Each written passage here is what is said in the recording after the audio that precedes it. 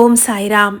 இந்த நொடி இந்த பதிவுக்குள்ள நீ வந்திருக்கிறன்னா நீ அதிர்ஷ்டசாலி.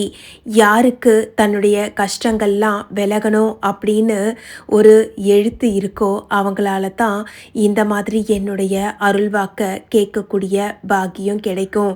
அந்த விதத்தில் இன்னைக்கு தொடங்கி உன்னுடைய வாழ்க்கை மிகப்பெரிய நல்ல மாற்றத்தை பெறப்போகிறது. அதனால தான் என்னுடைய இந்த அருள்வாக்க கேட்கறதுக்கு இந்த பதிவுக்குள்ளே வந்தது தான் வந்துட்ட. முழுசாக கேட்டு பலன் மொத்தத்தையும் நீ பெற விரும்பு.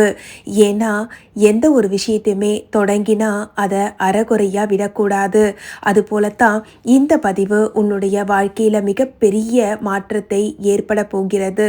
அந்த மாற்றத்தை நீ பெற்றுக்கொள்ள தயாராக இருக்கிறாயா?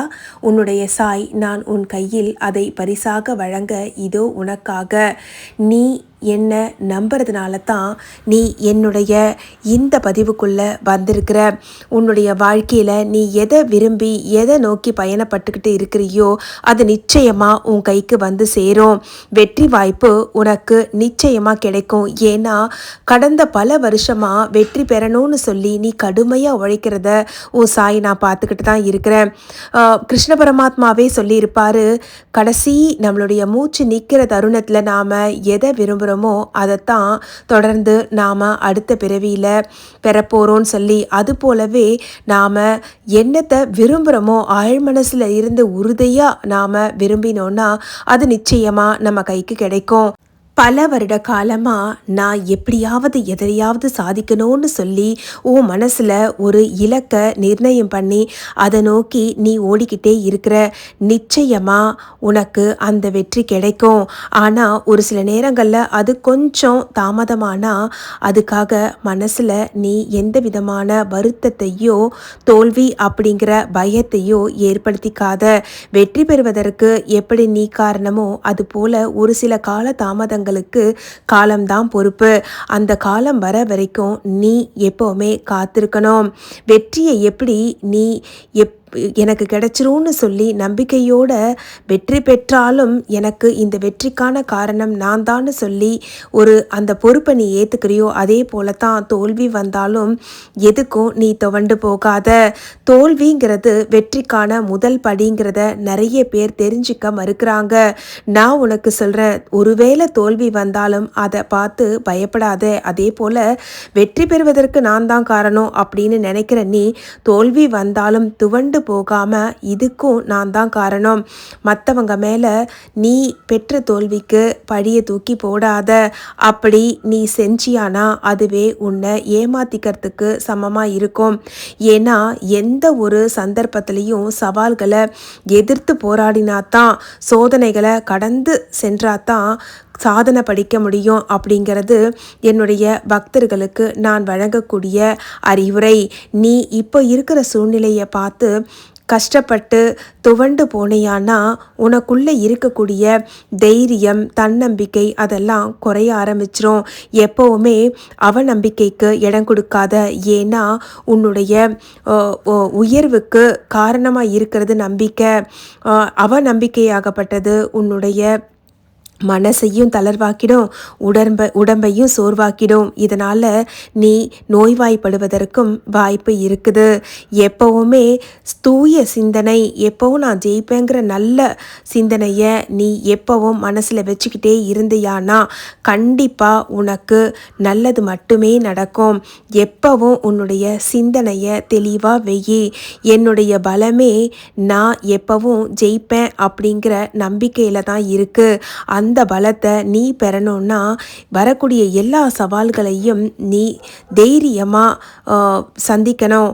உன்னுடைய திறமையை வளர்த்துக்கிறதுக்கு இது உறுதுணையாக இருக்கும். ஏன்னா சவால்கள் இல்லாத வாழ்க்கையில் உப்பு சப்பே இருக்காது.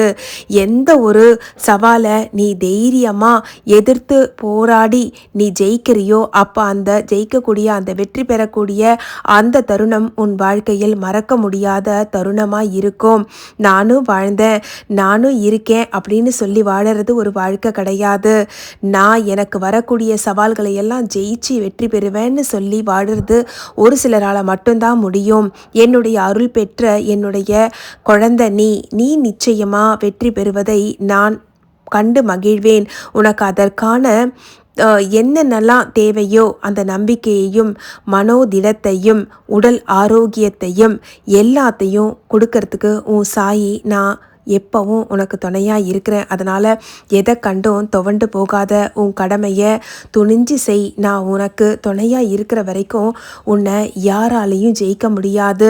உன்னுடைய திறமையை நீ எப்போவுமே நம்பு. தாழ்வு மனப்பான்மைக்கு எப்போவுமே இடம் கொடுக்காத. உன்னை நல்வழிப்படுத்தி நல்ல வழிகாட்டி உன்னை நல்ல ஒரு பாதையில் அழைத்து கொண்டு போவதற்கு உன் சாய் நான் உன்னுடன் இருக்கும்போது எதை பற்றிய கவலையும் வேண்டாம். இனி எல்லாவற்றிலும் ஜெயம் மட்டுமே. என்னை நம்பின என் பக்தர்களை நான் கைவிட்டதா சரித்திரமே கிடையாது. ஒருவேளை தோல்வி வந்தாலும் அதையும் தைரியத்தோடு நீ துணிந்து அதை ஒரு சோதனையான காலகட்டம், இதையும் தாண்டி என் பாபா என்னை கூட்டிட்டு போவாருன்னு சொல்லி நீ என் மேலே நம்பிக்கை வச்சியானா உன்னுடைய வெற்றி அபாரமான வெற்றியாய் இருக்கும். எதையுமே என்னுடைய அருள் ஆசீர்வாதத்தோடு செய்யும்போது உனக்கு புத்துணர்ச்சி கிடைக்கும், உனக்கு பலம் கிடைக்கும், உன்னுடைய திறமைக்கான பரிசும் உன் கைக்கு வந்து கிடைக்கும். அதனால் எதை கண்டும் கலங்காதே. உன் சாய் உனக்கு உறுதுணையாக இருக்கிறேன். இனி எல்லாவற்றிலும் வெற்றி வெற்றி வெற்றி மட்டுமே. என் வார்த்தைகளின் மீது நம்பிக்கை வைத்து செயல்படு. இனி உன் வாழ்க்கையில் வசந்த காலம் நிரந்தரமாக இருக்கும். உன் சாய் என் அருளோடு. ஓம் ஸ்ரீ சாய்ராம். இது போன்ற பாபாவினுடைய அருள் ஆசீர்வாதம் நிறைந்த பதிவுகள் இந்த சேனலில் உங்களுக்காக காத்துக்கிட்டே இருக்குது.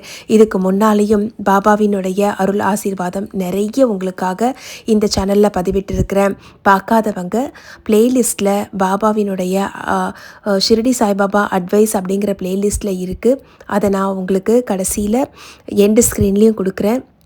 அது மட்டும் இல்லாமல் உங்களை உற்சாகப்படுத்தக்கூடிய பாபாவின் அருள் ஆசீர்வாதம் நிறைந்த அருள்வாக்குகள் தொடர்ந்து வந்துக்கிட்டே இருக்குது. இணைந்திருங்கள் சாய் சாத்விக் லைஃப் ஸ்டைல். இதே மாதிரியான அற்புதமான பதிவுகளோடு உங்கள் அனைவரையும் மீண்டும் சந்திக்கிறேன். நன்றி, வணக்கம். ஓம் ஸ்ரீ சாய்ராம்.